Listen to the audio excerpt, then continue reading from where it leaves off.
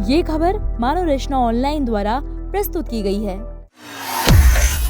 भारतीय ऐसा नहीं करेंगे। आखिर ट्रंप ने ऐसा क्यों कहा? क्या यूएस चाहता था कि रूस से लड़ने को सेना भेजे भारत? दरअसल व्हाइट हाउस के बंद कमरे में जब उपराष्ट्रपति जेडी वेंस ने यूक्रेन युद्ध रुकवाने के लिए भारत को बीच में घसीटने की कोशिश की, तो राष्ट्रपति डोनाल्ड ट्रंप ने सिर्फ 4 शब्दों वाला जवाब दिया।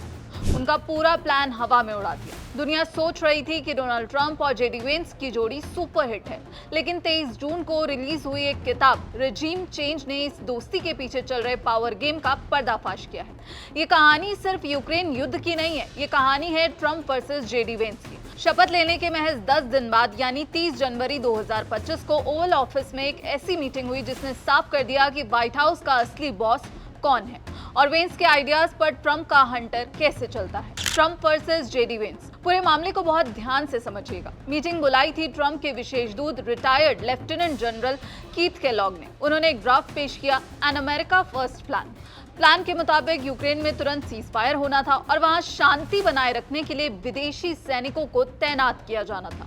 शुरुआती प्लान में नाटो देशों जैसे ब्रिटेन और फ्रांस के सैनिक भेजने की बात थी, लेकिन यहीं पर जेडी वेंस ने अपना अलग राग अलापना शुरू कर दिया। वेंस ने इस पर कड़ा एतराज जताया। उनका मानना था कि नाटो सेना का मतलब है रूस को सीधा उकसावा, जिससे अमेरिका सीधे सीधे वॉर में घसीटा जा सकता है। अब यहीं से शुरू होता है ट्रंप और वेंस के विचारों का टकराव। वेंस नाटो के विकल्प के रूप में एक ऐसा दांव चलना चाहते थे जिससे वे खुद को ट्रंप से बड़ा रणनीतिकार साबित कर सके। यूरोपीय देशों का विकल्प ढूंढते हुए जेडी वेंस ने national security adviser Michael Waltz की तरफ देखा और एक ऐसा आइडिया दिया जिसने सबको चौंका दिया। वेंस ने कहा, क्यों ना हम यूक्रेन में शांति सेना के रूप में भारत और सऊदी अरब के सैनिकों को उतार दें। उनके सामने डोनाल्ड ट्रंप बैठे थे। जैसे ही वेंस ने भारत का नाम लिया, ट्रंप ने हंसते हुए वेंस को बीच में टोक दिया। ट्रंप ने महज 4 शब्दों में वेंस के पूरे इंडिया प्लान की हवा निकाल दी। ट्रंप ने कहा, भारतीय ऐसा नहीं करेंगे। ट्रंप ने वेंस को आईना दिखाते हुए साफ साफ कहा कि प्रधानमंत्री मोदी के साथ उनके रिश्ते बहुत शानदार हैं। पीएम मोदी उन्हें पसंद करते हैं, लेकिन भारतीय ऐसी चीजों के लिए कभी अपनी जेब से पैसा खर्च नहीं करेंगे। भारत अपनी संप्रभुता और सैनिकों का सौदा किसी तीसरे देश के युद्ध के लिए कभी नहीं करेगा।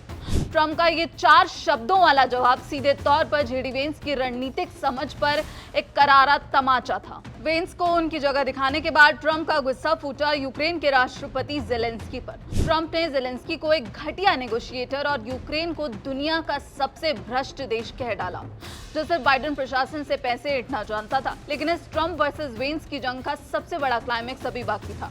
ट्रंप ने अपनी पूरी टीम को रूस से सीधे बात करने से मना कर दिया।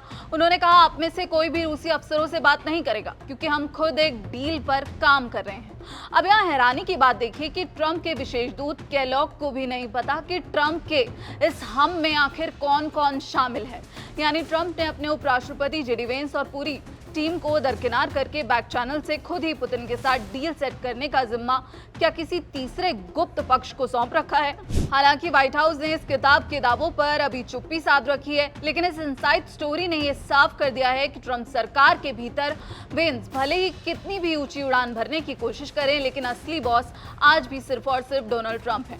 आपको क्या लगता है, ट्रंप ने जो वेंस को 4 शब्दों में जवाब दिया है, उस पर आपकी क्या राय है? कमेंट बॉक्स में अपनी राय जरूर लिखिएगा। बाकी देश और दुनिया की तमाम खबरों के लिए आप देखते रहिए दैनिक जागरण। नमस्कार।